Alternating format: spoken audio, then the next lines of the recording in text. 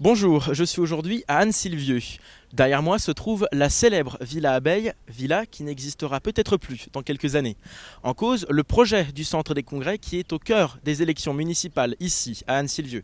Nous avons rencontré le maire d'Anne-Sylvieux, Bernard Accoyer, candidat à sa réélection, mais aussi ses opposants regroupés derrière Jean-Jacques Pasquier.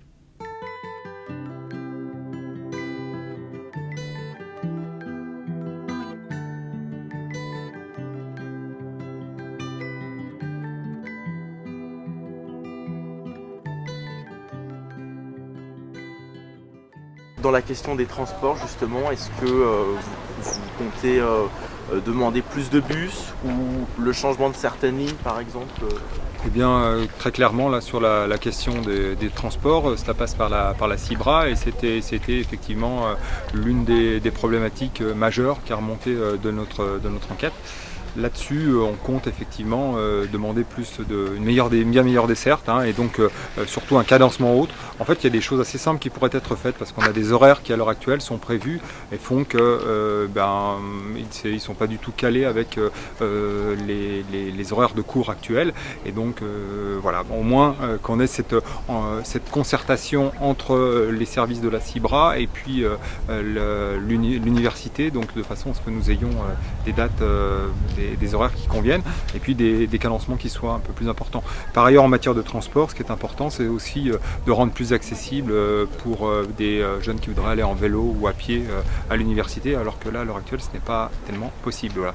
En gros, la logique multimodale, c'est-à-dire pouvoir partir de la gare pour un jeune qui arrive à la gare d'Annecy, et bien qu'il puisse se rendre sans avoir à prendre de véhicule jusqu'au siège de l'université et repartir dans l'autre sens, notamment avec un gros cadencement au moment où il y a les pics de fréquentation. D'accord. En ce qui concerne la vie de la commune, notamment pour les jeunes d'ailleurs, on sait qu'actuellement la plupart sont obligés de se rendre sur Annecy, notamment le soir pour diverses activités.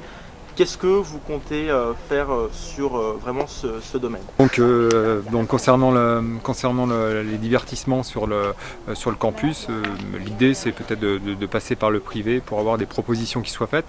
On pense aussi à des logiques de mutualisation, c'est-à-dire qu'avec tous les équipements qui existent à l'heure actuelle sur la commune d'Annecy-Lieu, notre idée est de chercher des rapprochements, donc en l'occurrence très clairement avec l'université. Et pourquoi pas proposer demain, on avait au niveau culture la volonté d'avoir un cinéma. Eh bien, pourquoi ne pas proposer un équipement en relais avec l'université, de telle sorte que on puisse nous mettre à disposition le matériel et que derrière ce soit les locaux existants de l'université qui servent pour ça. Et ça permettrait d'avoir par exemple là, sur ce point précis une possibilité offerte de plus sans avoir à se déplacer forcément sur la ville d'Annecy.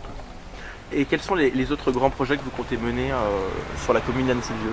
Alors sur la commune d'Annecy-Lieu, nous avons déjà un projet auquel nous opposons qui va être au cœur de la campagne, c'est le sujet numéro 1, c'est le centre des congrès. C'est un sujet qui est relatif à une compétence communautaire, mais aussi municipale. Il est prévu un emplacement d'un centre d'exposition, de séminaires et de congrès sur la presqu'île d'Annecy-Lieu. Et nous sommes opposés, donc nous ne délivrerons pas de permis de construire pour la construction d'un tel centre des congrès. Et par ailleurs, si demain nous sommes en responsabilité, au niveau de la communauté d'agglomération, nous sensibiliserons et nous tâcherons de convaincre l'ensemble de nos partenaires au fait que c'est un investissement qui serait bien trop important pour notre agglomération et un retour sur investissement nul à notre avis.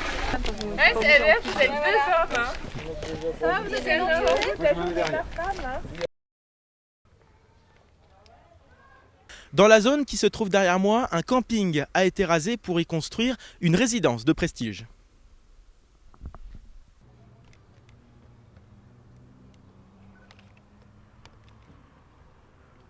Est-ce que vous pouvez nous donner les grandes lignes des actions que vous comptez mener à Anne-Sylvieux ? Oui, nous avons plusieurs priorités. La première est de contenir, de maîtriser la fiscalité, c'est-à-dire les impôts, qui à Annecy-Lieu sont nettement plus bas que dans des villes équivalentes à la nôtre. Par exemple, la taxe d'habitation est la plus basse pour toutes les villes de plus de 10 000 habitants des Deux-Savoies. Et elle est à peu près à 8%, alors que dans le reste de la France, la moyenne est à 19%. C'est-à-dire qu'il y a une grosse différence. Nous entendons garder cette maîtrise du niveau des impôts qui est une priorité pour les Ancileviens et les Ancileviennes. Et puis, nous avons également une priorité pour améliorer encore la sécurité. La sécurité des personnes, avec notamment un important programme qui va développer encore bien davantage que ce qu'il est aujourd'hui, notre réseau de vidéoprotection, c'est-à-dire des caméras. Et cette protection des personnes et des biens est notre seconde priorité. Donc, première, les impôts. Deuxième, la sécurité. Concernant le cadre de vie justement que vous avez abordé, qu'est-ce que vous pouvez répondre aux nombreuses critiques qui font surface concernant le centre de congrès qui est en projet? Je dirais que c'est un équipement qui va venir par sa beauté améliorer, ponctuer, conclure les aménagements au bord du lac qui ont été réalisés depuis plusieurs années. Mais cet équipement n'est pas construit que dans ce but. Il est construit dans le but de développer le tourisme d'affaires, de permettre à l'Impérial de survivre, parce que l'Impérial est lui-même équipé d'un centre de tourisme qui ne peut pas survivre s'il n'y a pas à côté un centre d'exposition, de séminaire, tel que celui qui est programmé. Mais ce sera également une avancée pour tous ceux qui, comme nous tous, sont amoureux de ces espaces au bord du lac, car ils seront à l'avenir totalement ouverts, totalement publics, totalement accessibles à tous, ce qui n'est pas le cas aujourd'hui. Aujourd'hui, il y a des propriétés privées, tout est enfermé, tout est privatif. Demain, tout le monde pourra aller où il voudra sur cet espace, y compris sur le toit, qui est une toiture végétalisée, c'est-à-dire une toiture verte, sur laquelle les promeneurs pourront également se rendre. Et dernière question concernant justement les jeunes. Nous avons rencontré votre opposant pour ces élections.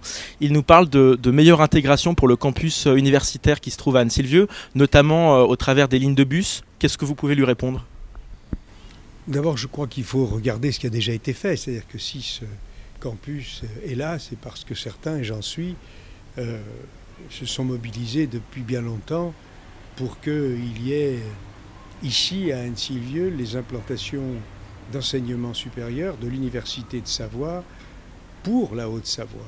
Et les filières qui sont à l'IUT, qui sont à l'IAE, qui sont à l'école d'ingénieurs, toutes ces filières ont été choisies, elles sont venues ici, ça n'a pas toujours été simple, pour que les jeunes d'ici trouvent des formations qui débouchent sur des emplois, parce que toutes ces filières sont en harmonie avec les entreprises de la Haute-Savoie. Quant à la vie locale, d'abord, il y a un espace naturel qui est un des plus beaux que l'on puisse espérer pour un campus, et il y a dans notre projet la construction, la reconstruction d'un important équipement culturel que nous construirons avec la communauté d'agglomération, avec le département de la Haute-Savoie, qui sera un équipement sportif. Ce sera une gymnase, car en plus de toutes les qualités de l'enseignement supérieur à Anne-Sylvieux, nous avons les sections sport-études, c'est-à-dire des horaires aménagés, des calendriers universitaires aménagés, pour que les sportifs de haut niveau, surtout d'ailleurs dans les sports d'hiver, puissent poursuivre leur cursus d'enseignement supérieur et après leur carrière de sportif de haut niveau, intégrer, réintégrer ou intégrer d'ailleurs la vie normale, avoir une reconversion particulièrement réussie. Le nombre d'anciens champions olympiques et d'anciens champions du monde qui sont passés par les filières d'enseignement supérieur de l'Université de Savoie à Anne-Sylvieux est impressionnant et nous entendons bien continuer dans cette voie.